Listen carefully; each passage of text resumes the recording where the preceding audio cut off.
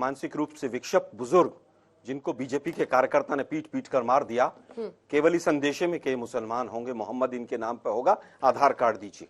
आप कह रहे हैं केरोसिन कहां है? 45 करोड़ लोगों ने, युवाओं ने जो रोजगार चाहते थे, उन्होंने रोजगार नहीं मिलेगा इस उम्मीद पर घर बैठ गए।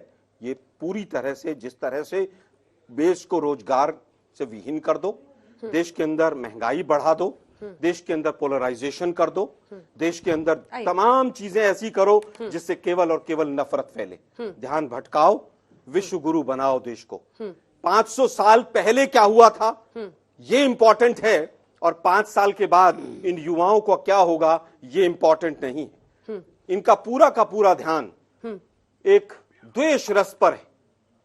धतूरा चटाओ धर्म का, द्वेष रस फैलाओ, वोट लो और जीरो गवर्नेंस कर दो पूरे देश के अंदर। उसके एग्जाम्पल हैं। आप पिछले 6-8 महीने का पूरा इतिहास उठाइए, हम क्या चर्चा कर रहे हैं? हिजाब, हलाल, 3 तलाक, 80-20, शमशान, कब्रिस्तान, हरामजादे, रामजादे, गोली मारो, तमाम ये शब्दावली बीजेपी के तमाम लीडर्स। ज्ञानवापी पर आपको एतराज नहीं है? आपने वो नाम नहीं लिया इसलिए मैंने पूछा। मैं वापस आता हूं ज्ञानव्यापी पर। मुगलों ने क्या किया था 500 साल पहले? उन्होंने तो बलात्कार भी किया था। उन्होंने लुटेरे थे, अगर उनमें से कुछ लोग उन्होंने लूटा मंदिरों को, तो क्या आज मस्जिदों को लूटा जाना चाहिए, बलात्कार किए जाने चाहिए आज? क्या बीजेपी इस बात से सहमत है? मैं सहमत नहीं। हिस्ट्री से, इतिहास से सीखा जाता है।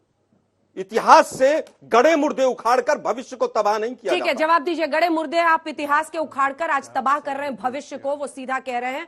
केरोसिन ऑयल आप छिड़का हुआ है पूरे देश में, ये राहुल गांधी कह रहे हैं।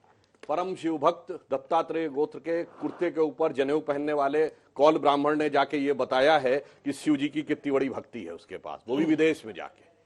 अभी हमारे मित्र आलोक जी बोल रहे थे कि मुगलों ने कुछ किया है, लुटेरे। एक किताब बताइएगा अपने जमाने की जिसमें लुटेरे लिखा हो, महान लिखा। घूमिए इंडिया गेट के सर्किल पे, बाबर रोड, तुर्जक road, Shahjahan road, Aurangzeb road, आ जाके कह रहे हैं लूटा था तो क्या। दूसरा, क्या मतलब है आज के मुसलमानों का मुगलों से?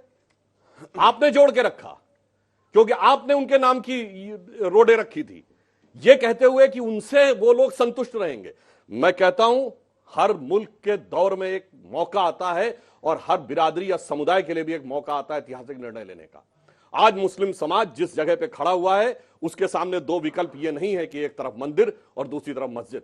उसके सामने 2 विकल्प हैं। एक तरफ मुगलों की विरासत का चोला छोड़ने का मौका है, और दूसरी तरफ मुगल मानसिकता की मृग मरीचिका में अनंत काल तक भरे रहने का मौका है। अब रही बात इनकी, जो इन्होंने कहा तेल छिड़कने की बात, मान्यवर, बारूद धीरे धीरे आपने बहुत जमाने से छिड़क के रखा हुआ था। पूरे देश के अंदर वो वातावरण बना के रखा हुआ था।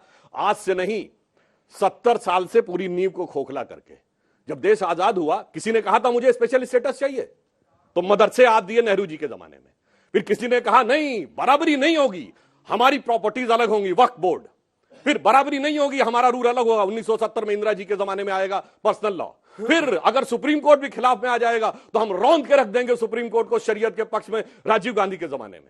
फिर उसके बाद आप आकर आप कहेंगे जब राम भक्त कारसेवकों पे गोली चलेगी तो मुलायम जी का समर्थन करेंगे, राजीव जी के जमाने में। फिर जाके आप कहेंगे कि हम मस्जिद तामील करेंगे, नरसिम्हा राव के जमाने में।